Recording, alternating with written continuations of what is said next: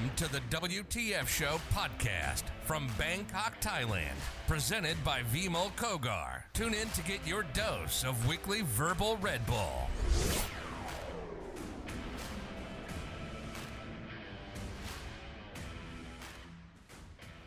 Welcome, boys and girls, to the WTF Show. This week we have Mr. Maan Singh. Welcome, Maan Singh, to the show. Thank you for having me.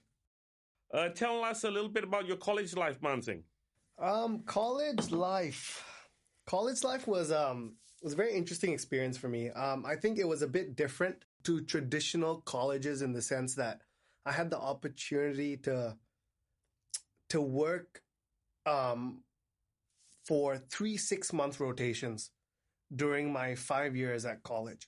So I went to Northeastern University in Boston, and after 1.5 years there, I landed a job on a trading floor in Boston, right? And part of that job was essentially to help hedge funds trade on the stock exchange, right? So when I got there, I entered with a class of 20 people who were all fresh graduates, and we all went through the same 2-week training program.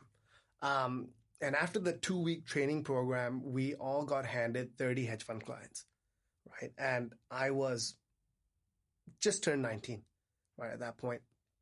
And that was it was a very surreal experience because here I was experiencing a glimpse of the after college life, having just only started college, right? So I was thrown onto this trading floor and handed 30 hedge fund clients, which I had to essentially speak to every day and assist them through the issues they had. And so that really changed my entire perspective on what I wanted out of life, right? But not in the way that I thought, right? I always thought that was the life I wanted, to be in a high-paced environment and intense environment, right? There was only one phone number on the entire floor.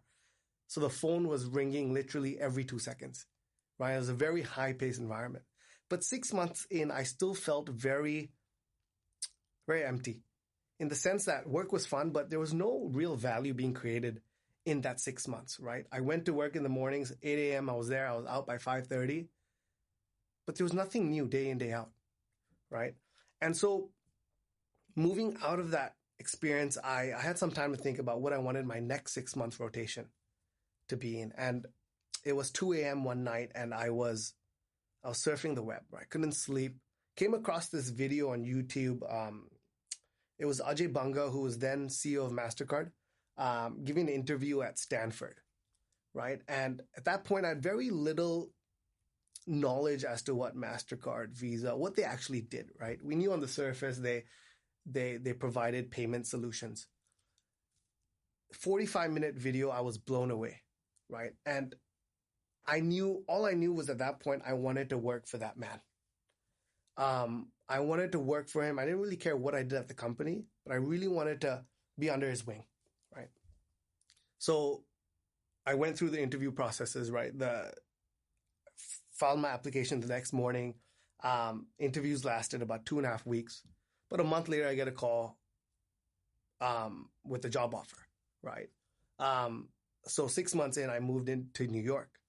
And my first day on the job, I went up to my boss and I said, hey, look, I really want to meet this man. And he said, there's no way you can do that, right? And I thought to myself, this is very odd, right? I moved all the way to New York just to meet this man, and here he's telling me you can't do that.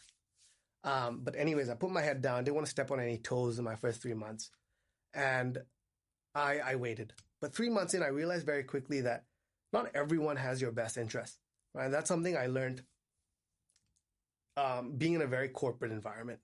And so I thought to myself that it was up to me to meet him if that's what I really wanted. And so there was an event happening near the end of the year where he was a keynote speaker. And I volunteered at that event just so that I could be close to him. And I went up to him at the end of the event and I introduced myself and I said, I really want to meet you. And he said, what have you been waiting for? Right? It's taken you 5 months. So that means that he knew when I was in the company, right? When I had joined. And so he set me up with the secretary.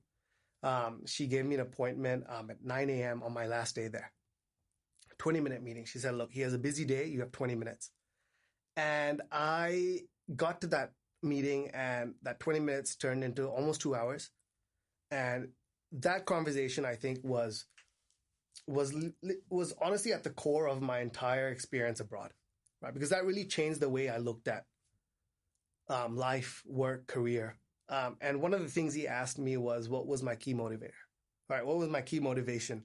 And at that point, I thought, very naively, I said, look, I just want to make money, right? And that was, a 21-year-old me, not really knowing what I wanted out of life. And he said, if you want to do that, I don't think this is the place for you, right? And he said, if you want to do that,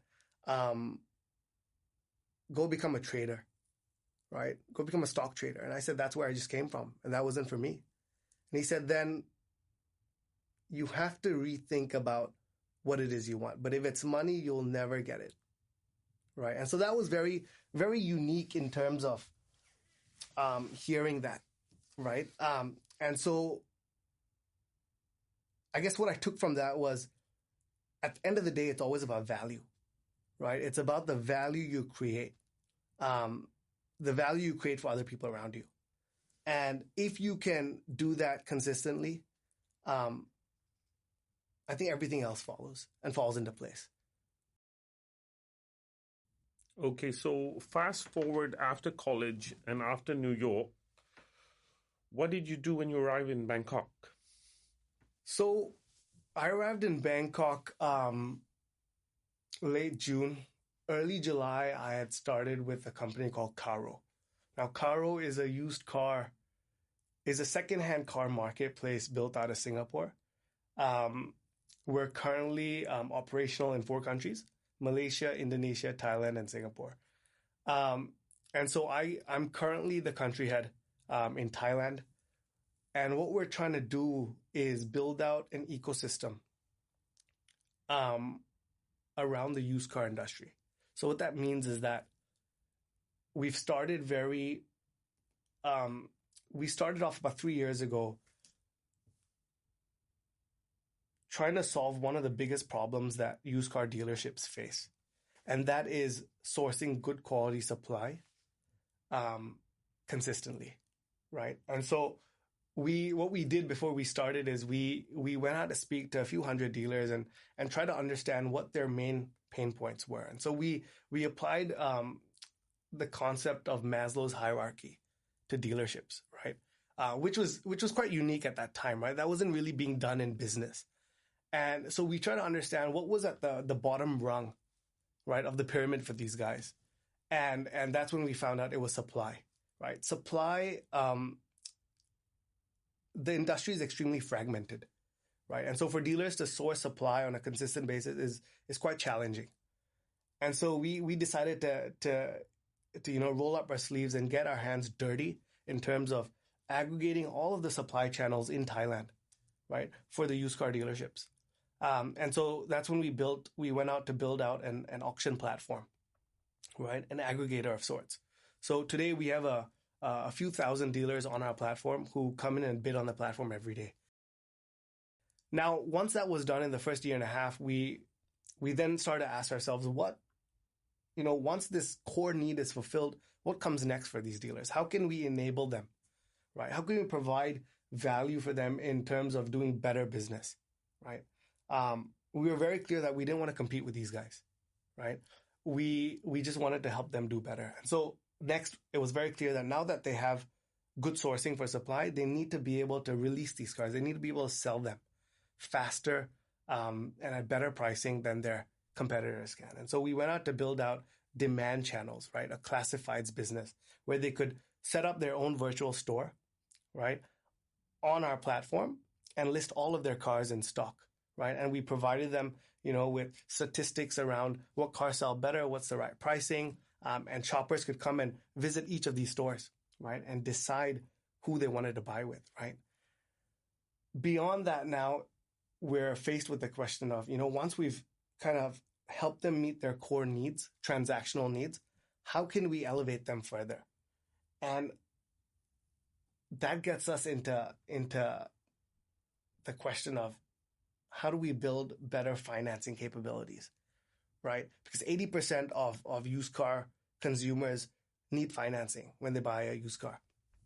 And so we are in process of setting up that company, right? And beyond that, other value adds, right? Whether it be insurance, warranties, aftermarket services. And so those are all businesses that we're building into the ecosystem, right? Allowing dealers to enter our ecosystem and access all of these services, right? Almost as a one-stop shop. Tell me a little bit about your most challenging moment you've had in the last couple of years, or even sort of your most down moment you've had maybe in your career. Sure.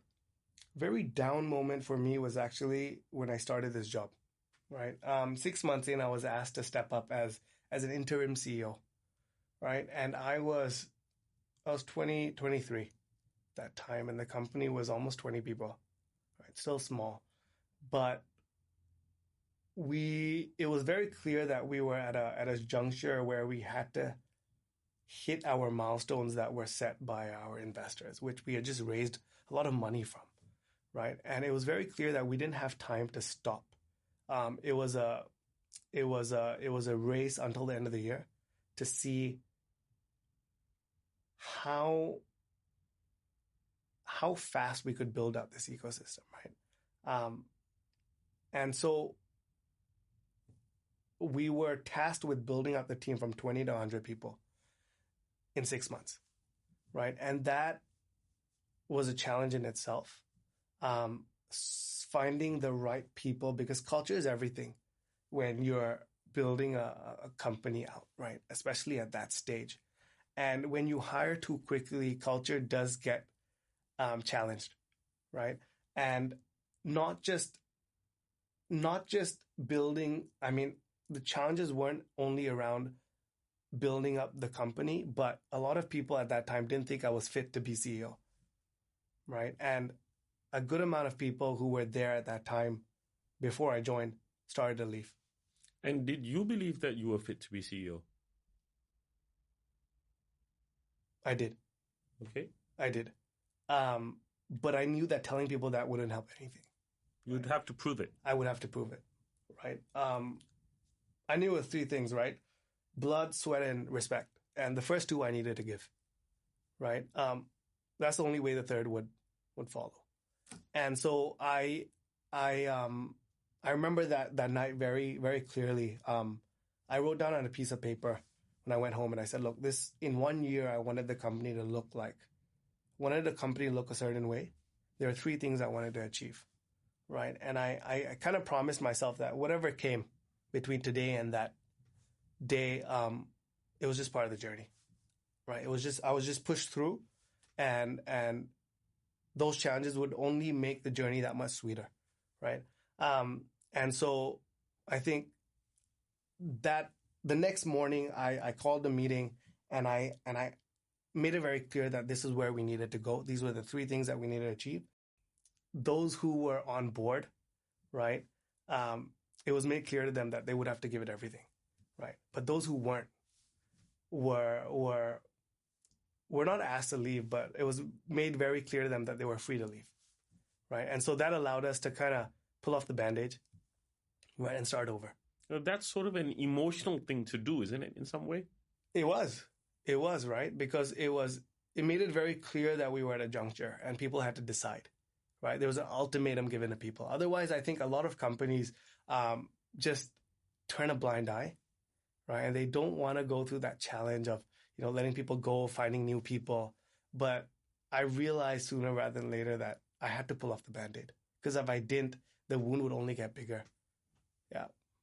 So a lot of kids are out in the job market right now. WTF is a peer-to-peer support youth empowerment show. And we're here to try and help our audience, who a lot of them are new graduates looking for jobs. Right. And they're in a really challenging environment. Could you give them some advice about sort of if I were to take an example of 10 reject letters in a row, and they're feeling a little bit depressed.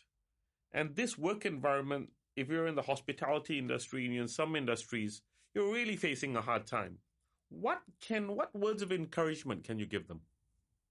I think often the things that you want most are things that don't happen, but it often turns out to be the best thing that never happened, right?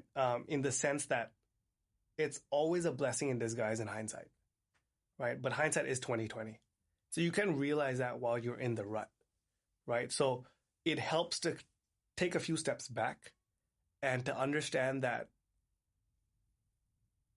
there are better things in store, right? And if you did get this opportunity or this job, maybe there was another opportunity a few doors down that you wouldn't have opened otherwise. But you have to learn to think in a different way, because if you think in the way that you're going to come out of college and apply for jobs and within 3 months get a job and then go into a 9 to 5, if you start looking at different directions of setting up your own small business or being in the gig economy or being a freelancer, that's a little bit of a space that people are afraid to go to. What do you think?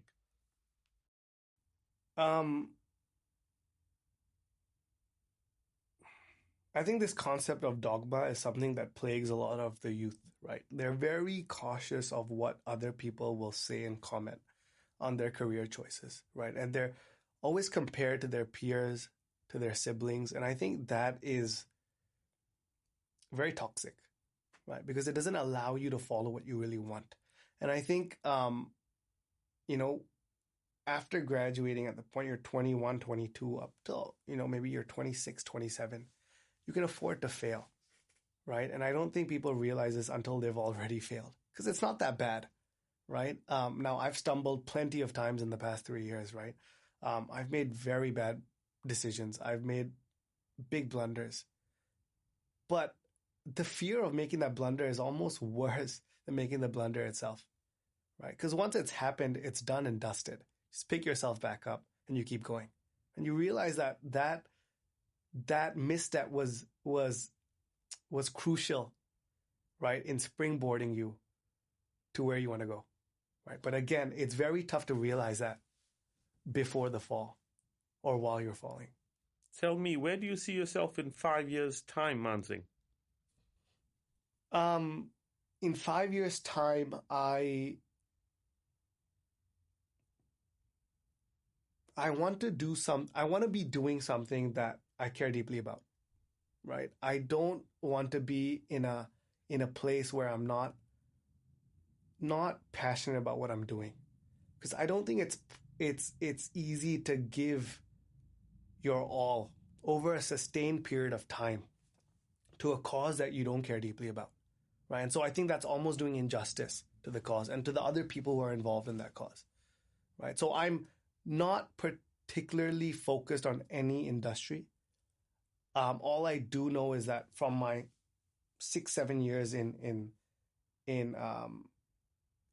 corporate America, in Thailand, in India, I've realized that not just from my experiences, but from the people I've worked with, right?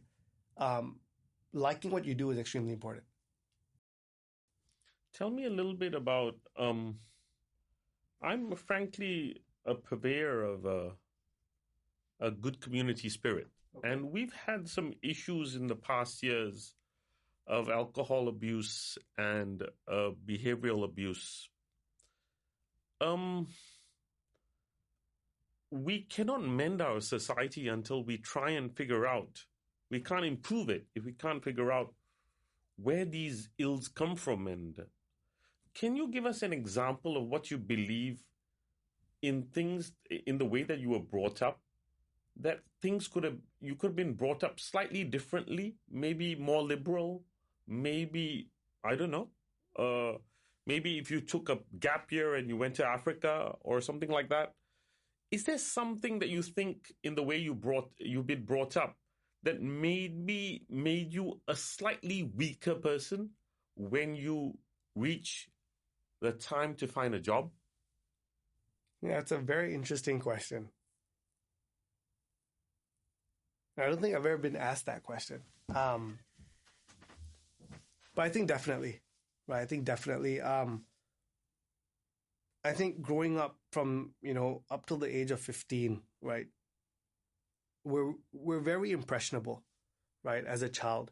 And we're often the product of what, at least in the earlier days or the earlier years, to what what we hear from our parents, what we hear from our elders. And then in the latter years, from 10 to 15, more so what our friends are doing, right? And so I think that growing up as an only child, right, definitely played a big part in how I was shaped as a student going into college and as a student coming out of college, right? And so as an only child, I was given a lot of attention growing up, right? And I think that is both a good thing and a very bad thing, right? It's a feeling that all eyes are on you at all times, right? Expectations are higher than ever.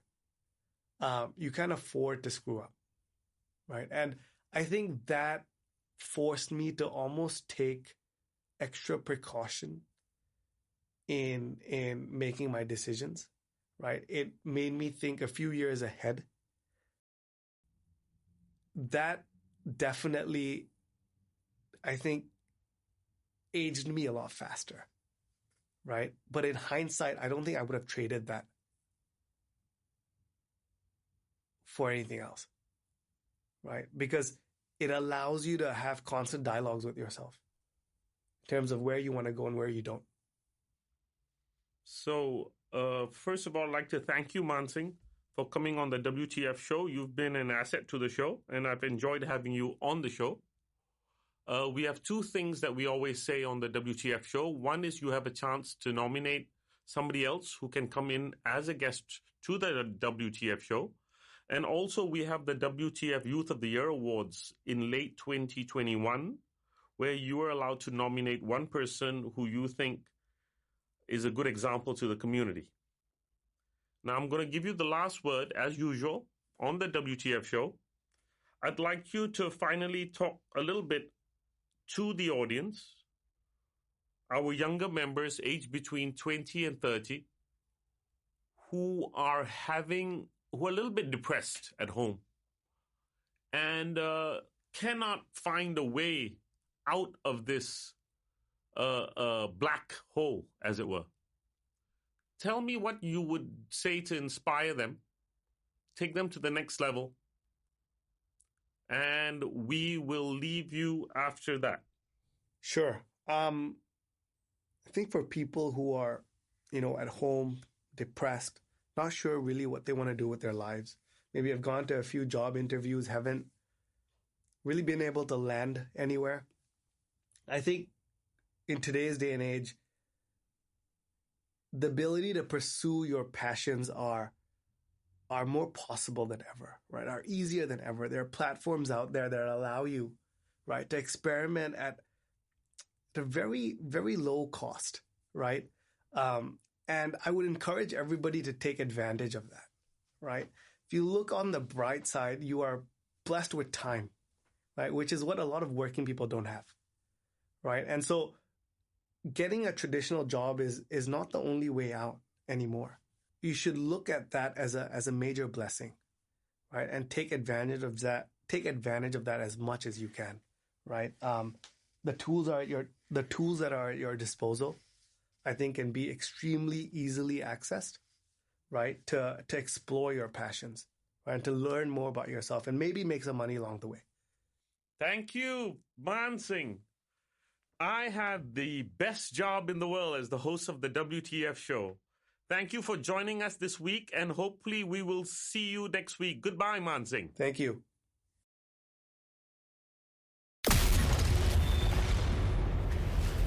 That's it from the WTF show. Vimol and the team from WTF show would like to thank all our sponsors. Tune in next week for another great gig with people making a difference to your future. For advertising spots, go to the WTF Show IG page and get more info or contact Vimol at 6681-616-5987.